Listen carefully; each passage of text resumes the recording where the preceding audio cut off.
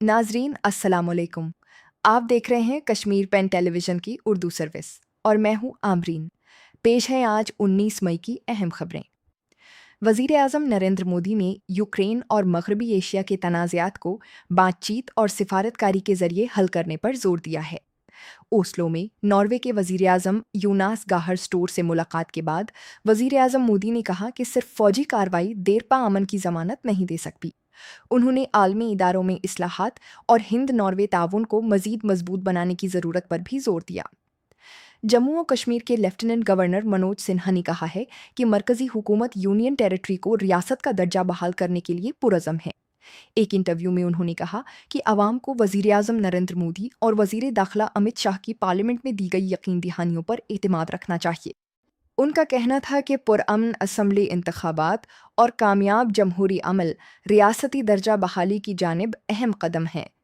वज़ीर आला के मुशीर नासिर असलम वानी ने जम्मू डिवीज़न में गर्मियों की तैयारियों, ईद उल अज़हा इंतज़ामात और आने वाली यात्राओं के सिलसिले में एक आला सतही इजलास की सदारत की।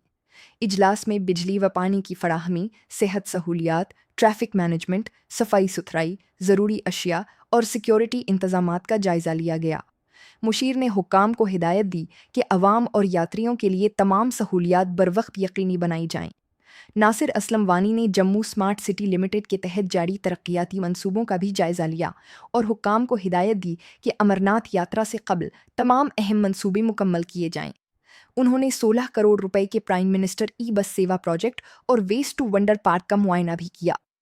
उन्होंने कहा कि स्मार्ट सिटी इकदामात जम्मू को साफ, सरसब्ज और सयाह दोस्त शहर में तब्दील कर रहे हैं। चीफ सेक्रेटरी अटल डोलू ने कश्तवाड़ में अगस्त में शुरू होने वाली सालाना मचेल माता यात्रा की तैयारियों का जायजा लेने के लिए एक आला सतही इजलास मुनक्किद किया।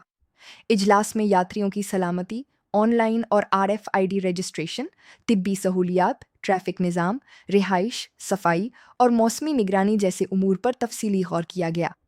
मुल्क में पेट्रोल और डीजल की कीमतों में एक बार फिर इजाफा किया गया है, जो एक हफ्ते के अंदर दूसरा इजाफा है।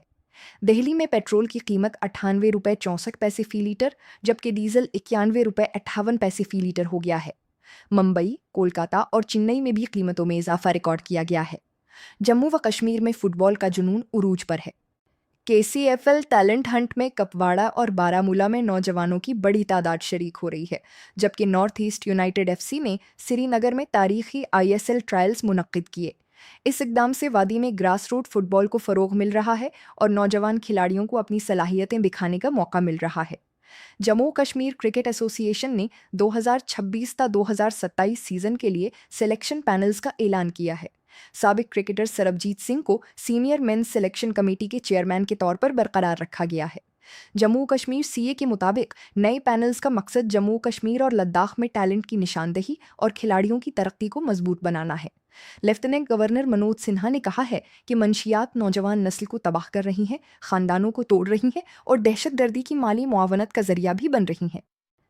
पुलवामा में नशा मुक्त जम्मू और कश्मीर अभियान के तहत एक पदयात्रा से खिताब करते हुए उन्होंने मंशियात फरोशों के खिलाफ सख्त कार्रवाई का ऐलान किया और नौजवानों व सिविल सोसाइटी से इस मुहिम में शामिल होने की अपील की।